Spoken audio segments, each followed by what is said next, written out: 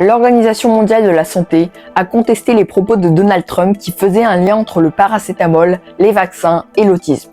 Je t'explique. L'Organisation mondiale de la santé a affirmé hier qu'il n'y a pas de lien prouvé entre le paracétamol et l'autisme et que les vaccins ne provoquent pas ce trouble en déclarant que, je cite, « les preuves restent incohérentes ». Cela contredit les propos du président américain Donald Trump qui avait déclaré la veille que le paracétamol pouvait augmenter le risque d'autisme chez les enfants si les femmes enceintes en prenaient et qui avait aussi contesté l'inoffensivité des vaccins malgré l'avis des médecins.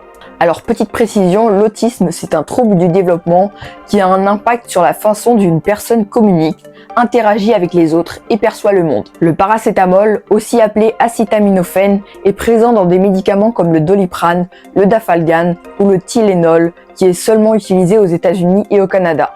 Il est recommandé aux femmes enceintes pour soulager la douleur ou la fièvre car d'autres médicaments comme l'aspirine ou l'ibuprofène sont déconseillés, surtout à la fin de la grossesse. Lundi, Donald Trump a longuement parlé des vaccins.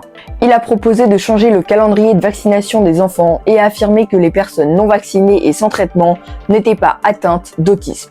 L'OMS a rejeté ces propos en rappelant que, je cite, « les vaccins sauvent des vies et qu'ils ne causent pas l'autisme ».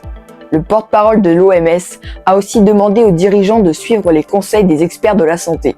Et il a expliqué que retarder ou changer le calendrier de vaccination sans très bonne preuve augmente fortement le risque d'infection pour l'enfant et pour toute la communauté.